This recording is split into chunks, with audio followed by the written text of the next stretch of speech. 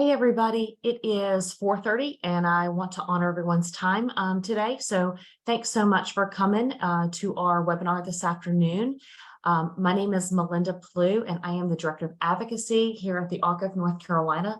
And we have tried to do some webinars over the past, 12 to 18 months. Most of them have been with regard to Medicaid transformation. And while everything is on pause this summer, we are throwing in some other subjects that you might find interesting or confusing or have questions about, or all of the above. And so we wanted to present you with some information in plain language about guardianship and maybe some things you don't know about guardianship, maybe some myths that you may think that you know about guardianship, and a different way perhaps to think about it. So with me today is Tamika Lee, and she's the Director of Life Guardianship here at the ARC of North Carolina. And I am going to stop sharing my screen, allow her to share hers, and then we will get started. And while we are doing that, if you have any questions for Tamika or about guardianship or any of this subject, feel free to drop those in the Q&A or in the chat. I'm going to be monitoring both during this presentation. If we have time for your questions, we will answer them live, and if we don't, we will get back to you with that. So with that, I'm going to turn it over to Tamika. Good afternoon, everyone. We'll go ahead and get started right into the PowerPoint. And Melinda, I want to make sure everybody can see. So if you cannot, just please let me know. Share my screen. Perfect. Okay. So we're going to be talking about guardianship. A lot of times I get questions from parents and families. Should I do guardianship? Is that the right thing? Maybe I should go a different route. I don't want to take my loved one's rights away. Can I get some help? So the first thing you got to remember with guardianship, we have a general statute that addresses guardianship in North Carolina.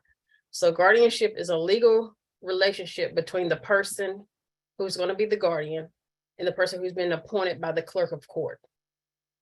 The person must lack capacity due to mental illness, intellectual developmental disability, epilepsy, and all the ones that are listed on the screen.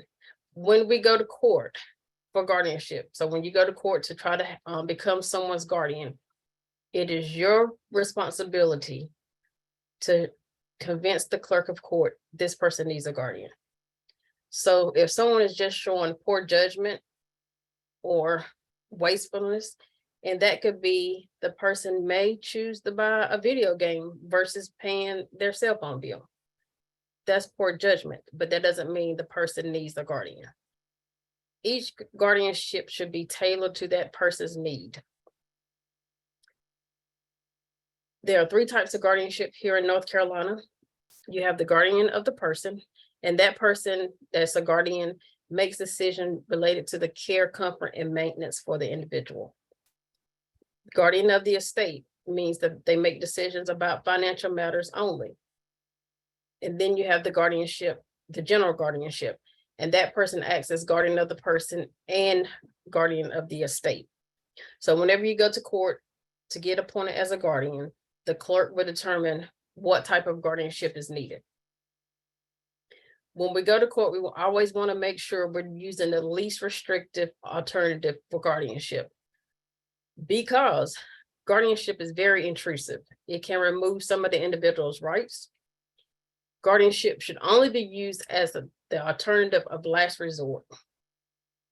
And when guardianship is appropriate, we should also consider limited guardianship or a different alternative, so the person will retain control over certain aspects of their life.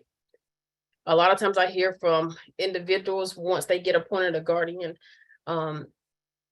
they're taking all my rights away. So with that being said, that's just a myth. Just because someone has a guardian does not mean their rights are taken away. They continue to have rights as a U.S. citizen, just like you and I. They can vote, they can get married, they have a right to receive unopened mail. Some of the rights that you may lose, that you will lose, like bear firearms, you can't be someone else's guardian. We run into this a lot with our elderly parents who are guardians for their children. Now mom is elderly, she may have some dementia, and someone has to step in to be her guardian. So that means we have to find a guardian for her loved one that she was guardian for. Filing a lawsuit doesn't mean they can't file a lawsuit, just means their guardian would have to do it on their behalf. So if I can say anything to, help people, remember, guardianship does not mean stripping someone's rights away. They still have rights. We're just here as the guardian to assist them with making the best decisions for them. The different alternatives to guardianship: limited guardianship, representative payee, joint bank account, trust. You can have an advanced healthcare directive. You can have power of attorney, and you can do supported decision-making agreement. Now, I will say, when you're doing the power of attorney, whether it be the dual power of attorney or power of attorney of a medical, the person has to be competent whenever you put that in place. And I encourage a lot of people to put, healthcare directives in place, power of attorney. Anything could happen. We learned that through COVID. A lot of our individuals may have ended up on a ventilator. So go ahead and put your wishes, what you would want done if you became incapacitated. What will happen is, if I had a power of attorney now, and 10 years down the road, I had to get a guardian, that power of attorney would be null and void once that guardianship is appointed by the clerk.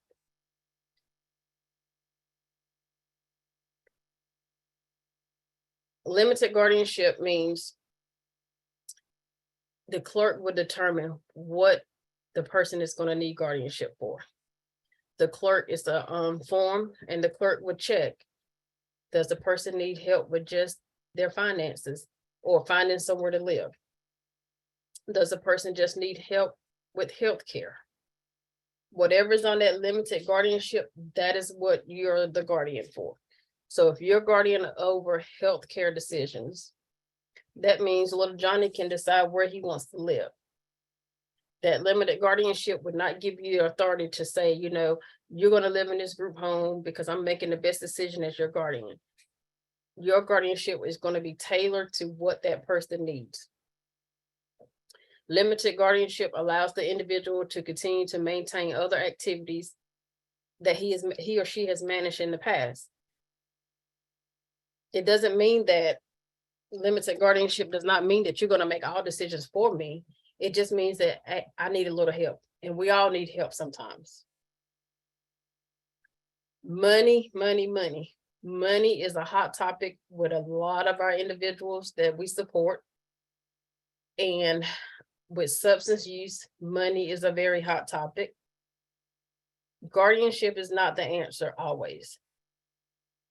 Just because someone does not know how to pay their bills, or they don't know how to manage their affairs, does not mean they need to be declared incompetent and a guardian put over. Maybe I forget to pay my bills. I go to work every day. I make all my doctor's appointments. I do everything for myself. But when it comes to money and budgeting, I just don't understand.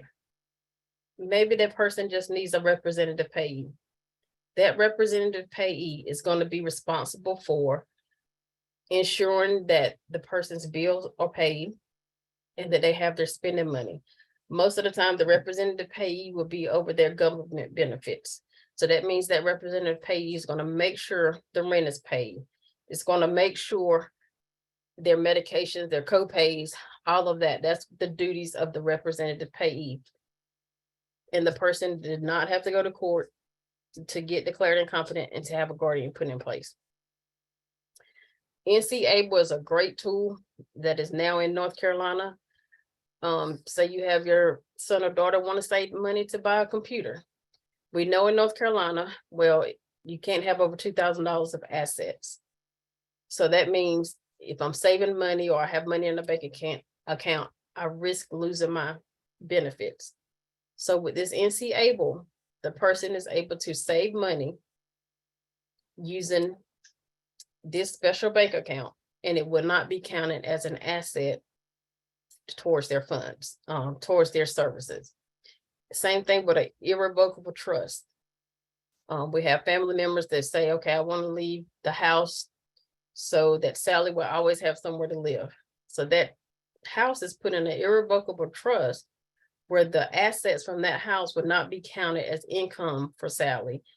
So that means that she won't lose her benefits, but there's someone monitoring the house, making sure the taxes are paid, making sure everything is done so that Sally can remain in her home. Because Sally may not need a guardian. She just needs someone to assist with making sure she has somewhere to live. Advanced healthcare directives, I encourage, like I said, I encourage everyone, to think about this. The living will, a dual power of attorney, and the psychiatric advanced directives, PADs. What's so important and what is so great about the PADs is if you have someone who has chronic mental illness, they may be schizophrenic. As long as I'm taking my medications, I'm fine. Once I start taking my medications, I may end up in the hospital, and I even may have to go for long-term treatment. But with this PADs, when I'm lucid, when I've taken my medications, I can tell you exactly what I want you to do for me when I get to the point where I can't make decisions. So that means you don't have to go down to the clerk, get me declared incompetent, and put a guardian over me. Once I put this PADs in place, if I do have to go to the hospital, I'll have it spelled out where this certain medication does not do right for me. I never want to use this medication. I'll use Clozaril for an example, because a lot of individuals talk about the side effects of Clozaril. So I can put that in my PADs to say, I don't want to have Clozaril, but I'll take any other kind of medication. I can put in my PADs, I never want ECT. Whatever you put in that PADs, the person that you appoint over your PADs is going to be there to advocate for you, advocate to tell the doctors what you've already put in place prior to becoming incapacitated. And it's very important to remember, you have to be competent when you do these directives, but it's so worth it in the long run because you're making your wishes known. Nobody has to guess. Nobody has to, say, well, I think this is what he or she would want. When you put it in writing and you put it in black and white, they know exactly what you want and nobody has to guess. Another great tool here in North Carolina that we've started using is a supported decision-making agreement. This is a tool that allows people with disabilities to retain their decision-making capacity by choosing a supporter to help them make the choices. That supporter can be a family member. It can be someone from your church, whoever you would want your supporter to be. I'll give you an example of a supporter that we did. The very first one that we did, my individual decided, I want my mom and my dad to be my supporters. There are 3 areas that the person would get support in, and that's residential, everyday living, medical, and finances. And he said, hey, I want my mom to be over my medical because she goes with me to the doctor. She helps me make decisions. I want my dad to be over the finance because he knows what kind of shoes I like to buy. So you don't have to be tied down to going to the clerk to declare the person incompetent, but you have this supported decision-making agreement that you and your supporter develop. You decide what you need help with. You decide who's going to help you with it. The person is not going to make the decisions for you, but they're going to give you the tools. They're going to give you the support, give you information so that you can make the best decision based on the information they give you. Will we always make the best decisions? No. Sometimes, giving them the consequences. Okay, if you buy this cell phone, you're not going to have money to pay your cable bill this month. So do you want to go without cable or do you want a cell phone? Just natural consequences. Just because I choose to get the cell phone and go without cable, doesn't mean I need a guardian. It just means that I was able to make a decision. You gave me the facts. I chose what I wanted to do. You're giving your individual, your loved one, you're giving them the power to decide how they want their life to be. Will they always choose what you think should be the right answer? No. If they get to the point where it's life threatening, you feel like their life is in jeopardy or they're causing harm to themselves or others, then of course you step in and you may need to be appointed as guardian. But just because someone makes a bad decision, we don't want to run to the clerk to say, hey, this person needs a guardian. Once we do guardianship, we got to remember it's not forever. Here at the ARC with our individuals, once a year or as needed, we go through and we review to determine, does this person continue to need guardianship? Maybe this year Johnny needed full guardianship, but by you working with him, empowering Johnny, when you go back to the clerk next year, maybe he just needs a supported decision-making agreement. He does not need the full guardianship. Maybe he does not need the full guardianship, but he continues to need guardianship with health care. So we could go from full guardian to limited guardian. You should always remember that guardianship is not forever. The person changes as they change, as they mature, as they learn new tools, new coping skills. We should be adjusting that guardianship. I like to show this slide only because a lot of the individual says, once I get a guardian, I will always have a guardian. My guardian must give me permission to make a motion to get my rights restored. All of those are myths, because at any time, if a person has a guardian and they feel like their rights can be restored, at any time, they can go to the clerk and make a motion to have their rights restored. That is one of their rights. They don't have to get permission from none of us. They don't have to get permission from their parents. If they feel like they can make their own decisions and they want to become their own guardian, they want to get their rights restored, at any time they can go to the clerk. We got to remember that a lot of our individuals, when they do have guardianship appointed, most of the time, what we've run into and what we're trying to change here in North Carolina, once someone turns 18 and they've been in the school system and they may have been getting extra help in the school system, a lot of times we have heard, once your child turns 18, you'll no longer be able to sit in on the IEPs without their permission, or you won't be able to go into the doctor with them. You can't make any decisions. We want to definitely change that mindset, that once they turn 18, yes, they do become their own guardian. But how are we going to empower them to make the best decisions? How are we going to empower them to not just run and get guardianship because they turn 18?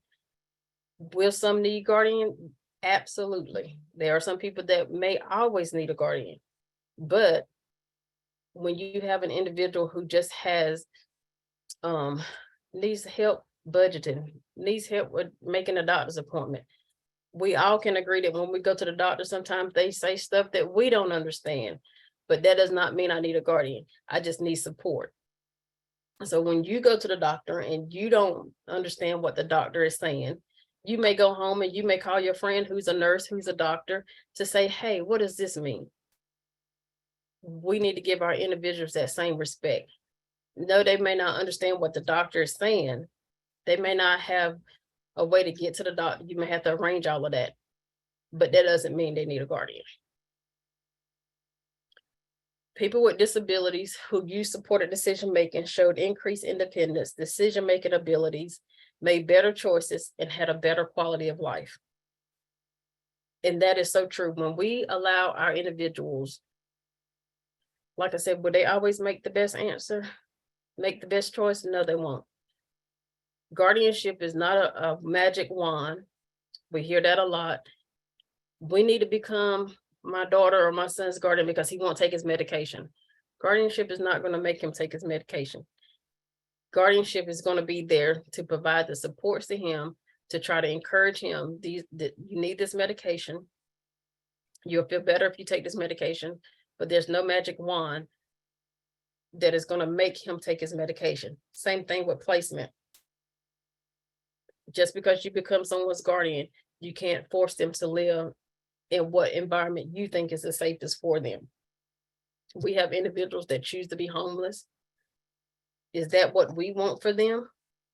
No. Have we arranged for other modes of residential? Absolutely. But if they choose to be homeless, as the guardian, my job is to try to give them the resources they need. When they need me, I'm available. Provide tools for them. If they're going to be outside, especially in this heat, give them the tools to let them know, okay, you can go to the homeless shelter during the day. But just because they choose to be homeless, getting a guardian is not going to change that. These are some resources that are available. Of course, you can contact us at the ARC of North Carolina. Rethinking Guardianship is ending per se this year, but they're going to continue their work on building that gap between guardianship at the age of 18, when your loved one is leaving the school system. We want to bridge that gap where we're not seeing as many guardianships just because someone is turning 18, but guardianship truly because the person needs a guardian. The NC Courts is a great resource, and disability rights also. The Rethinking Guardianship link that's up here is a great tool. They have pamphlets in that website. They have tools that you can use that will help determine if the person needs a guardian, will help determine if the representative payee may be the best choice for them. So I encourage everyone to go to Rethinking Guardianship, NorthCarolina.org, and look at some of the tools that they have. They have videos that will talk to you about someone who had a guardian and got their rights restored.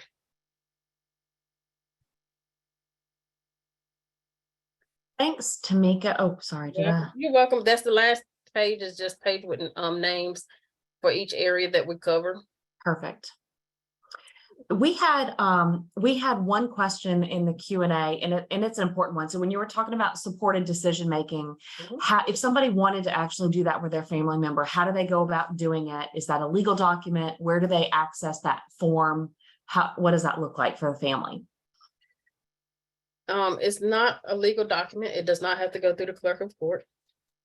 You can go to our website, and we do have one up there. If not, Melinda, I'll make sure we get one up there. Or you can contact me at the ARC, and I can get you a copy of what it looks like.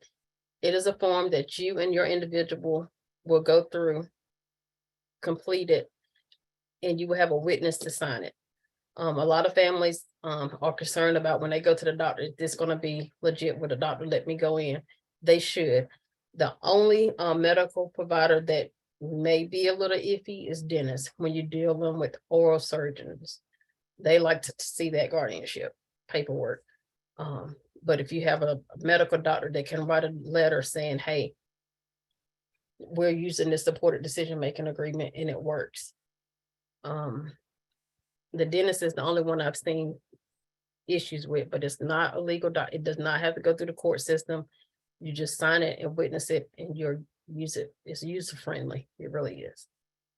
Perfect. Okay, and I have just two things as we're wrapping up. And the first one is a question that always comes to me from families. So if there is a child that is working on getting a driver's license, or they may already have a driver's license, and then it is determined that guardianship is needed, what happens after that? Once if the clerk does decide the person needs a guardian and the person is declared incompetent in North Carolina, there is when the clerk puts the paperwork in, it goes to the DMV, gets the ding that this person has a guardian. So initially, their rights for driver's license is revoked. But if they have their doctor's note to say, hey, this person can drive, doesn't have any medical issues that would harm him or any others on the road, take that letter to the DMV and the person can get their license. So initially, yes, because the DMV is dinged every time someone is appointed a guardian, but it doesn't mean it has to be forever. Yeah.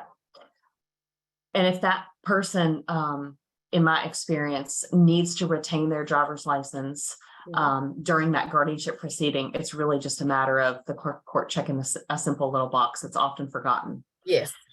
Yeah.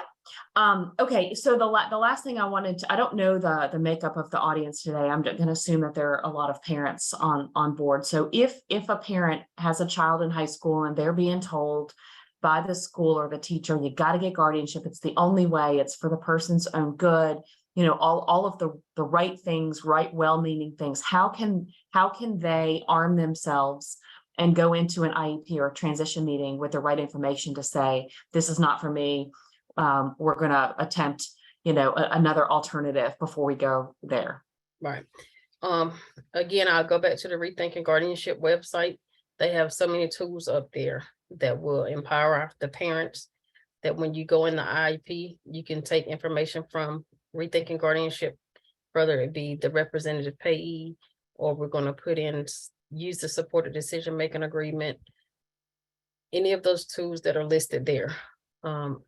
By all means, anytime I tell families, give us a call here at the ARC if we need to assist you, go through the IEP meeting with you, whatever the case may be, we're here to help. But it's just a matter of them getting those resources and understanding what those resources are. Yep, absolutely. Thanks. And then Sarah just had a follow-up question that I think I can help with it. So she's gone through the process of getting the paperwork filed out for the DMV, but her son must be competent to get a driver's license. What do we do? He's already got a guardian assigned.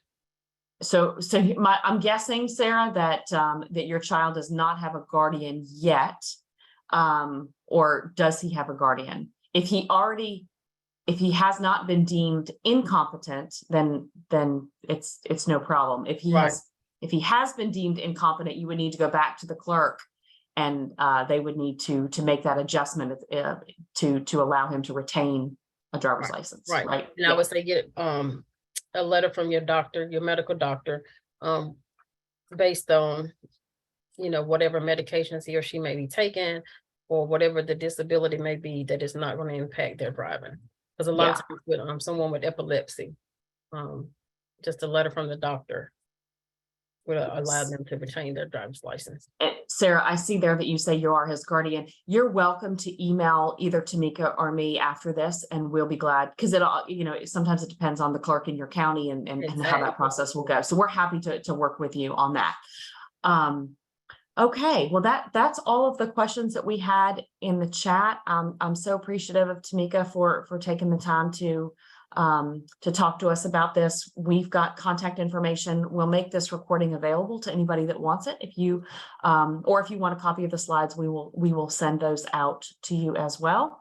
Yes. And we will be doing another webinar next month on self-direction, for those of you that are interested in that. So with that, everyone has a great afternoon, and we will see you soon. Thanks. Thank y'all. Thank you so much.